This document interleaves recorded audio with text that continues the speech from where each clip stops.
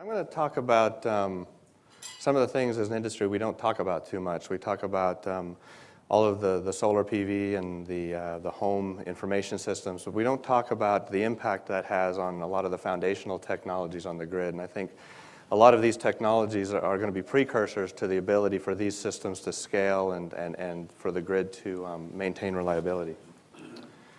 So just a little bit about PG&E. We service 15 million people, 5.1 million electric meters, and 4.3 million gas meters, 70,000 square miles of territory, and you see we have a pretty diversified geography where we cover from the crest of the Sierras through the hot Central Valley all the way to the more moderate coastal regions. So what I have here, this is a little bit, there's a lot of information here, but one of the first things, we talk about smart grid. Well, step back, what's the problem we're really trying to solve? Why is this such a large issue? This is the North American Electric Reliability Corporation's long-term reliability report in 2009. And what you kind of want to look at is these dates here, 2012, 2018, 2018. This is the projected date when the deliverable capacity resources drop below NERC reference margin levels for peak. And you kind of look at the 2006 report, that margin's crossed zero around 2015. It's improved, and it's somewhere around 2018 now, and we attribute that to some demand response programs and actually economic slowdown where folks are actually using less energy. But it's projected to grow in the next 3 years as the economy recovers. So we have this kind of fundamental grounding issue of we as a society are consuming energy at a rate faster than we can generate or produce it. And some of the comments in the earlier panel around the difficulty to site transmission and build generation are a component of that. So now what are some of the specific drivers of the technology that we're putting in our system? So, we talk about this imperative here. We've also got, greenhouse gas is another big driver here. There's this, target of bringing greenhouse gas emissions back to where they were in 1990. That's another imperative that's driving this smart grid. If you look at our load peak, in July 25th, I think this is 2006, we hit our peak, and that was only for 51 hours of the day, represents 10% of the total generation capacity within our territory. So there's a huge opportunity here. I think the next metric is that 25% of the generation capacity is only used 25% of the time. So if we can apply technology to shift this, we don't have to build that generation. We don't have to build and maintain that capacity. And then we just have a lot of very real-time pragmatic challenges that are driving us today. Our peak load is currently 2 times our base load. This is kind of the wind curve on multiple days. Every day it's different and it's highly variable.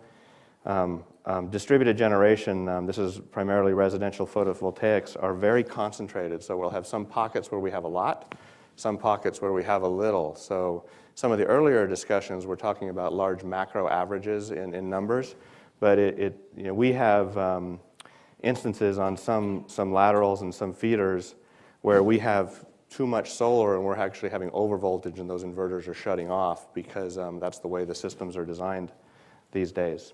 So we have to deal with these localization problems, and we have the same problem with electric vehicle penetration. It's very localized. It's based on demographics and the communities that will buy those. And electric vehicles can represent, one electric vehicle can represent as much as 2 house loads. So that has a significant stress on the local transformers and local distribution lines.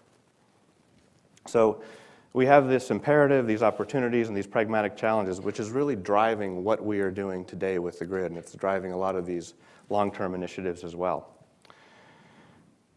My next perspective here is that the smart grid is really a system of systems. I hear a lot of focus around photovoltaic systems. I hear a lot of focus around demand response programs, a lot around communication for energy efficiency. But I don't hear a lot around how does all of this work as a system? How do we make sure when we put all these pieces together that all of these individuals and companies are working on independently, that they actually play well, that we actually have stable, controlled operation, and we don't go into some unstable mode. So This is where simulations and system analysis, and this is something where the research and the industry institutions can play a big part in helping, because other than utilities, there aren't many entities in the industry thinking about how all this works as a stable system. So another big deal here is within the next 5 to 10 years, we predict that the bandwidth needed for just communication across this grid is going to increase on an order of 300%. We've done some pretty detailed analysis based on what we think as we start expanding more of this functionality across our system, where we're going to have an increase in network capacity. This is not only just adding new network, but it's also evolving the structure of the network to be common across these systems, to use state-of-the-art IP networking and technologies that support security across those networks. And kind of lastly, as we do drive more of these distributed resources on the grid, the load profile or the load becomes more dynamic and more complex. So today, 20 years ago, we had a pretty smooth generation profile. We would just add more generation if we had more load coming on. Well, as we put all of these dynamic sources and loads on the grid, the rate of change and the peak to average ratio of that load increases dramatically.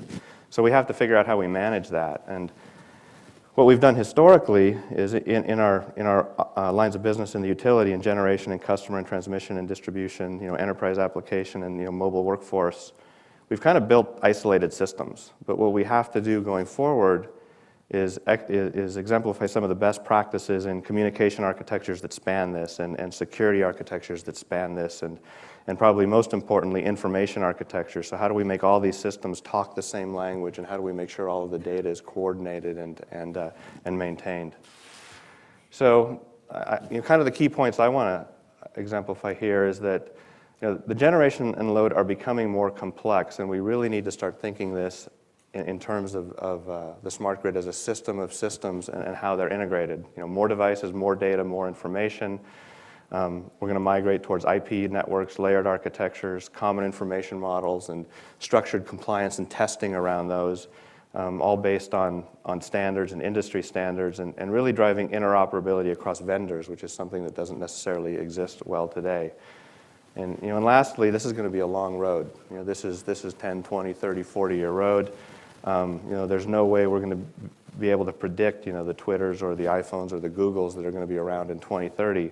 But what we can do is we can build and design a system that enables them. So, how do we make sure we apply these best practices from a system view around the grid as we build it, so that we can empower innovation in the market and all of the things we're talking about here to be successful. Thank you.